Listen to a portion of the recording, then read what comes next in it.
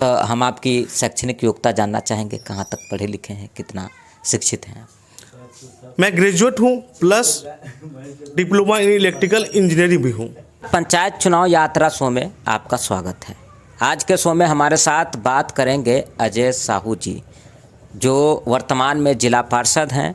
और मैं आपको बता दूं कि ये मधुबनी जिला के बिस्फी प्रखंड जिला परिषद संख्या 12 से ये जिला परिषद के पद पर हैं। पिछले 5 सालों में इन्होंने क्या काम किया है ये जानने का प्रयास करेंगे और क्षेत्र संख्या 12 के लिए क्या सब काम किए हैं। सबसे पहले अजय साहू जी, आपका बहुत बहुत स्वागत है हमारे चैनल।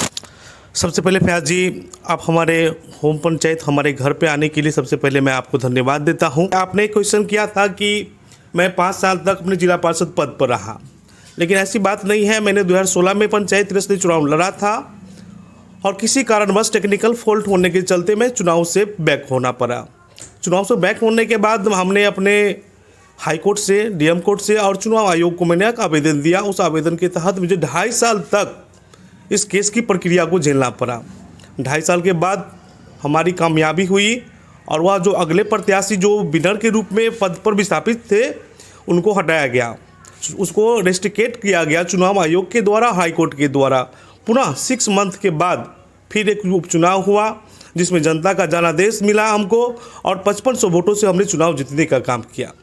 5 वर्ष की मैं बात करूं तो इसमें आप कितना दिन लगभग इस पद पर हैं? इस पद पर हमको 2 साल लमसम हुआ है। ख़ास तौर पे जो वर्तमान में पद पर होते हैं उनसे हम 5 काम ज़रूर जानना चाहते हैं और दर्शकों को भी ये बताना चाहते हैं कि आखिर जो जनप्रतिनिधि हैं उन्होंने क्या काम किया है। क्योंकि आप पद पर 2 ही साल से हैं, तो इस 2 साल के दौरान आपने क्या सब काम किया है? 5 काम क्या आपने किया है अपने क्षेत्र में? जी, हम अपने 2 साल के दौरान अपने क्षेत्र में प्राथमिकता को प्रथम मानते हुए प्राथमिकता के आधार पर मैंने काम किया है। क्योंकि वोट तो हमको बृहत मात्रा में जनता का जनादेश मिला, लेकिन योजना कम होने के चलते हमने पूर्ण रूप से विकास नहीं कर पाए। लेकिन विकास जहां भी हम किए हैं प्राथमिकता के आधार पर किए हैं। और सबसे फर्स्ट ऑफ ऑल, जब हम चुनाव जीत के गए तब सबसे पहले जो मेरे पीछे प्रत्याशी जिला पार्षद के रूप में थे, मैंने उनकी योजनाओं को खंगालने का प्रयास किया।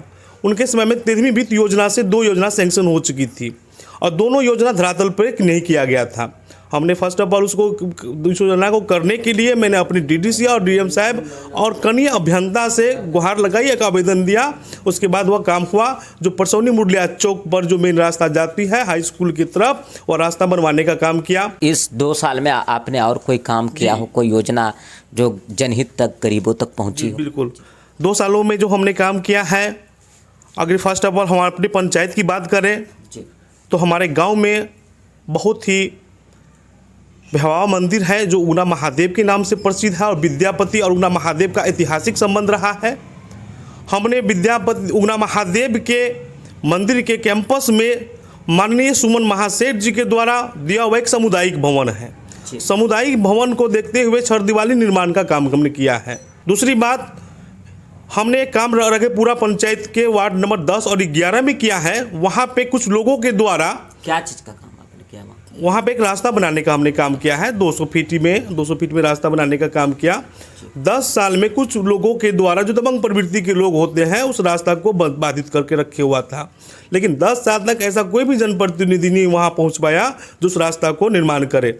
हमने एक बार क्षेत्र भ्रमण के दौरान मैंने गया था और देखा कि वहाँ पे भर ठौना पानी और कादो लगा हुआ था और महिला अपनी साड़ी को उठा करके ठौना के ऊपर ला करके उसके बाद उस रास्ता से निकलता था। हमको बहुत ही दुख और तकलीफ हुआ और हमारी आत्मा भी रो दिया कि हम ऐसे जनप्रतिनिधि हम होने के लायक नहीं है जो इस समस्या को निदान कर सके।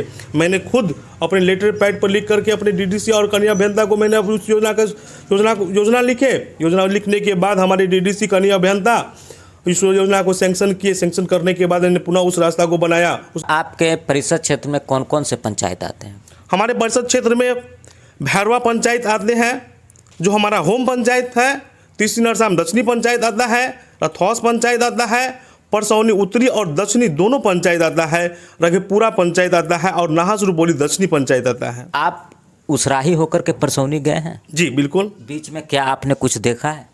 जब एक टोलवा छोटा सा गांव आता है, परसोनी में ही पड़ता है, वहाँ पे देखा रोड की क्या स्थिति है, वहाँ जो एक पुल है उसकी क्या स्थिति है। क्या आपने प्रयास किया इस समस्या को दूर करने? इस समस्या को जो उस टोलवा पर से, सुराही टोल पर से जो हम पास करते हैं, तो वहाँ पे एक छोटी सी पुल है जो क्षतिग्रस्त है।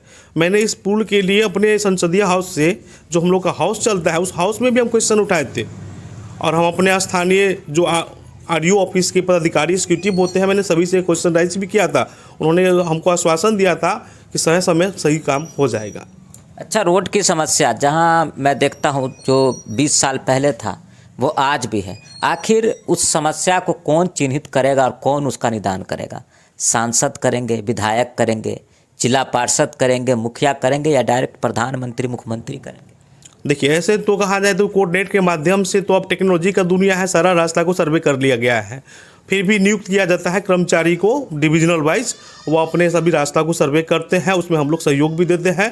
और इस बार की बात, हम अपने जो कार्यकाल के क्षेत्र में जो है पंचवर्षीय में रहे हैं, तो बहुत सारा रोड हम लोगों ने अपने कार्यकाल के में रहते हुए बनाने का काम किए हैं, जो हमारे लोग सहयोगी भी हैं और हमारे जो वरिष्ठ जो नेता हैं वो भी सहयोग दिए हैं। जिला परिषद के फंड से कौन कौन सा काम होता है जनहित के लिए, जनता के लिए? सरकार की कौन कौन सी योजना होती है जो जिला परिषद के फंड से होती है, ये बताना चाहेंगे?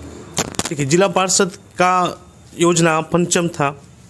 पंचम से हम लोगों ने रोड रास्ता बनाने का काम किया है, मिट्टी खरंजा करने का काम किया है,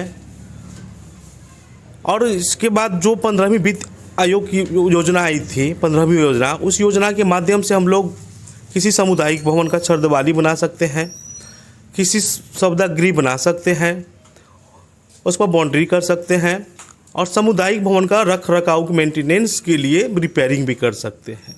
जनता आपको मौका देती है तो आप फिर कौन कौन सा काम करना चाहेंगे? क्योंकि आप 2 ही साल रहे हैं, तो मन तो होगा कि आगे हम जनहित में काम करें, जनता के लिए काम करें, और उससे पहले तो जनता का वोट चाहिए, सपोर्ट चाहिए। अगर जीत जाते हैं तो फिर कौन कौन सा काम आप करेंगे पहले? देखिए, सबसे पहली बात है कि जनता की मूलभूत समस्या को हम अपनी समस्या मानते हैं जी, तभी इस समस्या का हम हल कर पाएंगे। और रही बात की जनता का विकास की बात, तो हमारे एजेंडा में बहुत सारे हैं जो हम विकास करने के लिए उतावुर हैं। दूसरी बात है कि हम प्रत्येक पंचायत में चाहते हैं जो उप स्वास्थ्य केंद्र बने, आंगनबाड़ी केंद्र बने। बाढ़ तो आती है, बहुत बड़ी समस्या लेके आती है, और इस समस्या के निदान के लिए हम अपने लेटर पैड पर जो मनरेगा के माध्यम से होने वाला विकास था, हमने दमला घाट से रथौस घाट होते हुए एक छड़की निर्माण करने का प्रस्ताव दिया था। दूसरी बात, भैरवा और दमला के बीच में एक सीमाना है, उस सीमाना को उजागर करने का बात कहा था मैंने। भैरवा लोहट वार्ड नंबर 7 में जो सकरारी की ओर मुख्य रास्ता जाती है, मैंने उसको बनाने का, लिखने का काम किया है। दूसरी बात, रघेपुरा पंचायत की बात करें तो कुट्टी है, उस कुट्टी को धर्म स्थल को मैंने पर्यटक स्थल के रूप में लाने के लिए उसको काम करने का काम किया, लेकिन वह काम अभी तक बाधित है।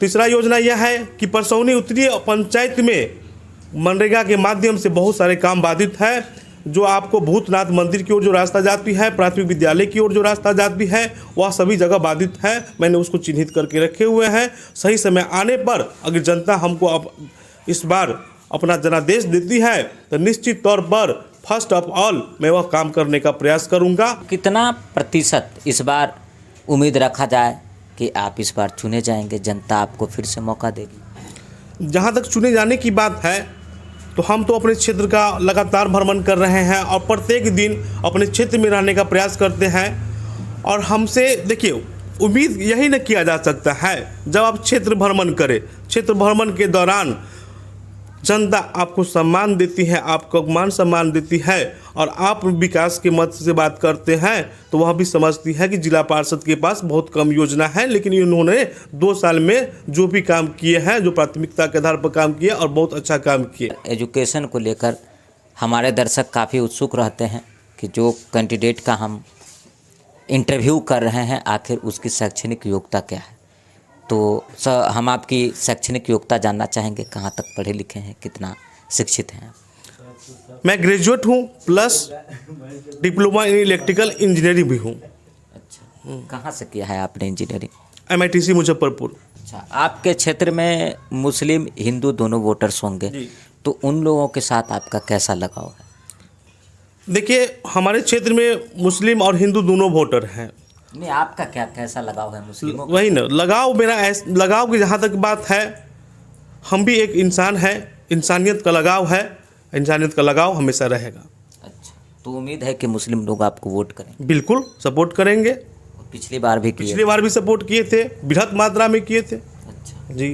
तो हमारे चैनल के माध्यम से आप परिषद क्षेत्र संख्या 12 की जनता को कोई संदेश है तो वो दे सकते हैं। मैं अपने इस बिस्फी के क्षेत्र, विद्यापति के ऐतिहासिक क्षेत्र, दुर्गा महादेव की ऐतिहासिक भूमि से मैं जनता को यही जनादेश देना चाहता हूँ कि आपकी समस्या मेरी मूलभूत समस्या है।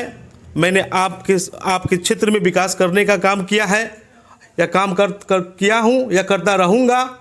मैं आप सभी को इष्ट देव मान करके मैं आप सभी से इस माइक के माध्यम से, आपके मीडिया के माध्यम से मैं आप सभी का आशीर्वाद लेना चाहता हूं कि आप सभी के आशीर्वाद से और सहयोग से हम पुनः इस चुनाव क्षेत्र में आएंगे और आपके आशीर्वाद से पुनः हम चुनाव जीतेंगे। इसके लिए मैं अपने इष्ट देव जनता मतदाताओं को मैं धन्यवाद देता हूँ। बहुत बहुत धन्यवाद। ये थे हमारे साथ अजय साहू जी, जिला परिषद के पद पर हैं और इस बार भी ये चुनाव लड़ने जा रहे हैं। अब तो आने वाला समय बताएगा कि आगे क्या होगा, जीतेंगे या हारेंगे, लेकिन जिस तरह से ये बता रहे हैं कई काम इन्होंने किया है अपने परिषद क्षेत्र में।